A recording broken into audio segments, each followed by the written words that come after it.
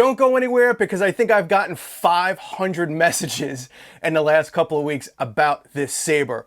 Today we're taking a look at SHIN HATI.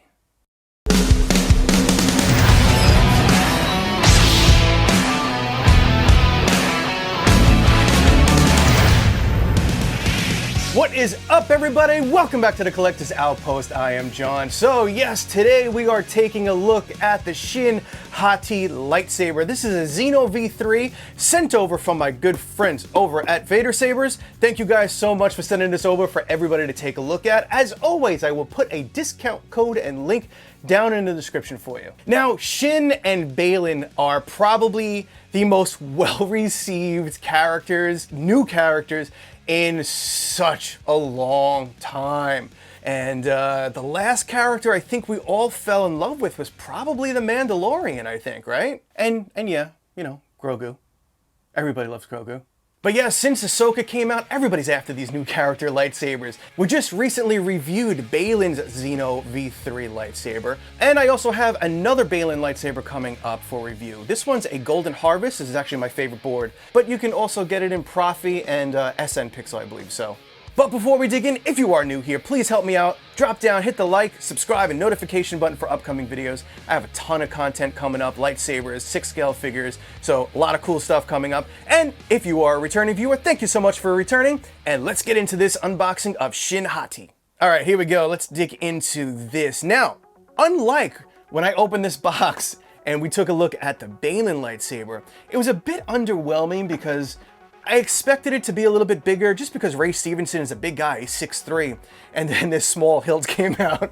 But when this got here and I opened this was just perfect. It was really perfect, and it is a solid build, and let me tell you, man. But that was like my reaction when I first opened that box. I mean, like, this is really nice. I'm really happy with this. Now, we'll take a closer look at this in a minute. Let's grab everything else in the box. Obviously, we have our Allen wrenches and extra retention screws. Then we have our famous green Allen wrench there. And then we have our USB-C charging cable. And just like the Baylan lightsaber, it comes with one of those little thumb screw things. And then we do have a blade plug here.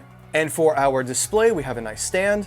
And for everybody who hasn't used the Xeno, we have a full manual. It even has some information about the app here, which we'll kind of go through all of that in a minute. And we have a 32-inch 7/8 blade. So this one's really cool. The Baylan also came with a 7/8 blade, but I didn't really like that blade on that particular lightsaber just because it didn't feel big enough.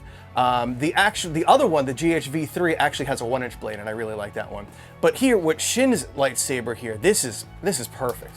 I'm really digging the 7/8 blade on this one. So I'm just discovering something now. I had the thumb screw in here for the Baylan lightsaber, and it's kind of like a quick release for the blade. You know, you screw it in, screw it out, you know. But this one, I am noticing that this little thumb screw is not long enough. So I'm not even really sure why this is included. I thought it was really to kind of quick release the blade, but it doesn't even seem to touch the blade in any way, which is kind of a bummer because I like that about the Baylan. Yeah, man, that doesn't work. So let me grab the Allen wrench and a retention screw and pop that in. And while I'm doing this, let's bounce over to Vader Saber's website so I can get you some info.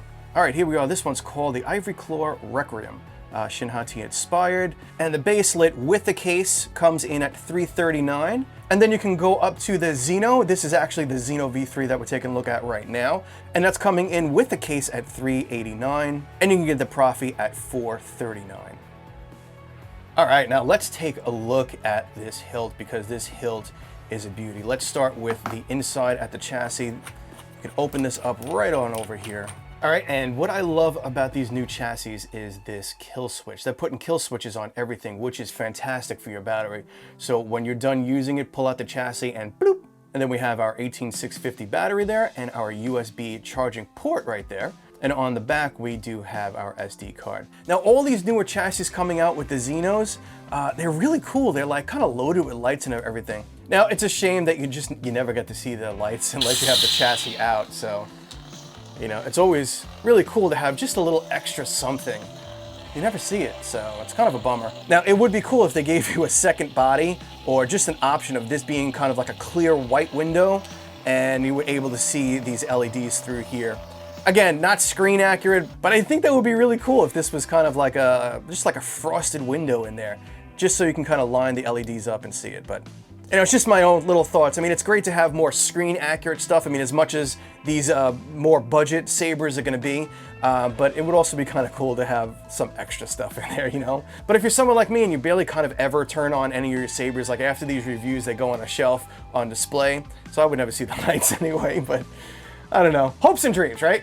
Now, I do think they did such a nice job replicating this saber here. I mean, yeah, it's a reasonably simple design. I mean, it's just kind of like a tube with a white piece here, but I mean, they did a really good job at it. You know, the fins are very nice. We've got this kind of bone, kind of white grip area, which is metal and it's painted, by the way. It's not like rubberized or anything. And right at the bottom here, you can see some of the sound vents. However, I do wonder if I turn off the lights, if you can see the LEDs from inside there. Let's see. No, all right, whatever. I figured I'd give it a shot, right? So honestly, this thing is pretty darn solid. Let's take a look at them side by side. Now, how cool is this? We have Master and Apprentice right here. Now, they do seem to be the exact same size from tip to the end of the D-ring. Even the end of the pommel lines up exact to that. And that is falling in at about, about 12 3/4. Pretty much the same as the Baylor one, about 12 3/4. And that's without the D-ring, that's just to the end of the pommel. And just as a quick reference, the one that I will be reviewing soon, which is actually shorter. So honestly, I don't think that the GHV3 here really looks very good next to SHIN's lightsaber, which is kind of a bummer. Now, I do have a very specific problem going on down here in the studio. Not really sure how I'm going to swing this lightsaber around at all. Can you go in the other room? Huh? I don't want to bop either of you. Go in there. Dog problems, huh? Oh, goodness gracious. Oh, Jesus. Anyone else have a ton of dog issues in their house? Okay. All right, let's get going. Pretty decent sound. Hearing some good accent swings in there. When I got this, I posted a reel and a bunch of you asked me what it feels like to kind of swing around. And I gotta be honest with you, this feels great. We got a nice balance point. This is a 32-inch blade, so we have a nice balance point right about there. Yeah, so swinging around, super easy. And it has a really nice grip point for your hand right there. Everything's smooth, nothing sharp.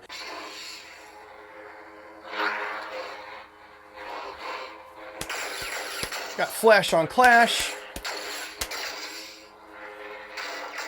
Blaster blocks.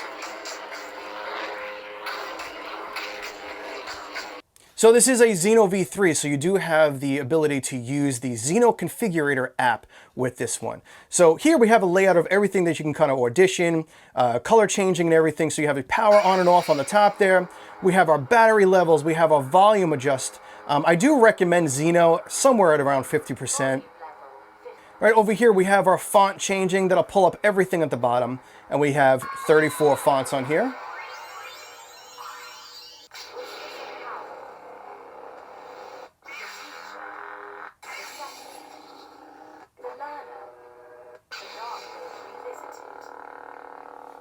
And then right down below here, we do have all of our effects and everything. Now, the cool thing about one little setting here, you can go into the color palette and turn this down a little bit for video. That way I can dim down the blade a little bit and you can actually see the effects a lot better. And we'll come back to that color palette in a sec. But you can see here, the effects show up so much better on camera if you dim that down. Got your tip drag over here. Got your blaster effects, flash on clash, force effects. Now, a few of these effects do have different settings, so you can click on font, go into settings here, and then each one of these are different settings. So you have hum, which is your blade effects. Steady.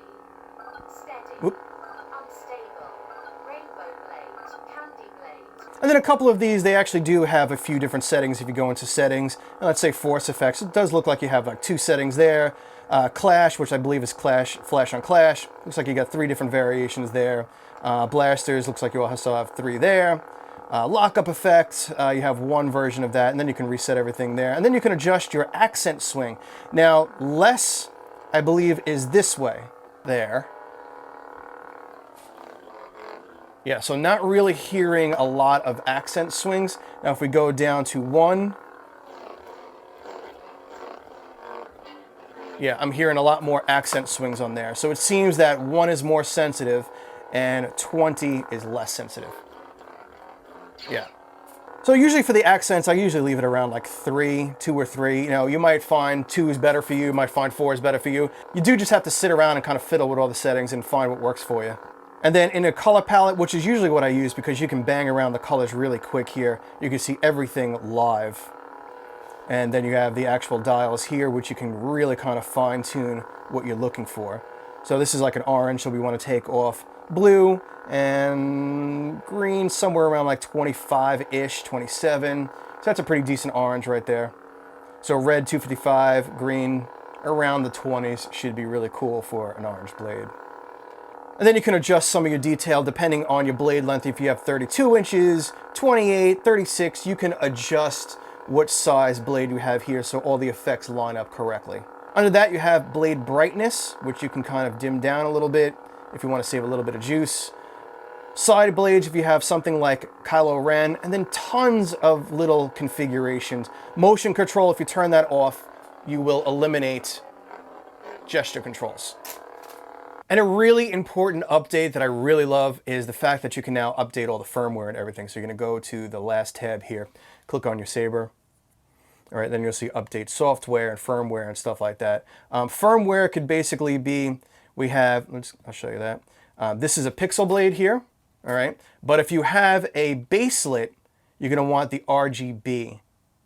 And then we're like 3 down, update software. Let's click there. And click on update. Now you're just going to let that run.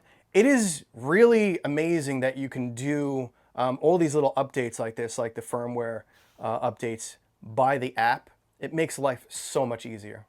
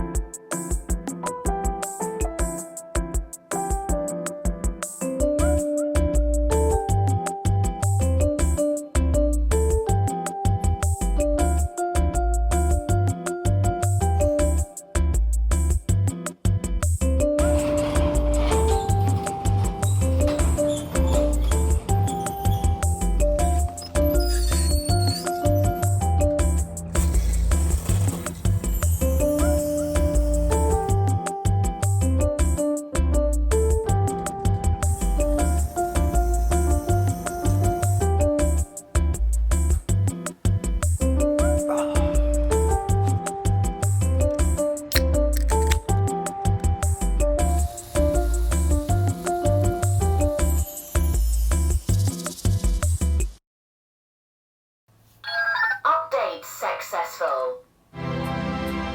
Anyway, my friends, this is the brand new SHIN HATI Xeno V3 lightsaber. Thank you to Vader Sabers for sending this over for everybody to take a look at. I'll put a direct link and discount code for you down in the description. And while you're down there, hit that like, subscribe, and notification button for upcoming videos. I got a ton of stuff coming up, and you don't want to miss it. All right, I will see you all on the next video. Be safe and kind out there in the world, will you? See ya.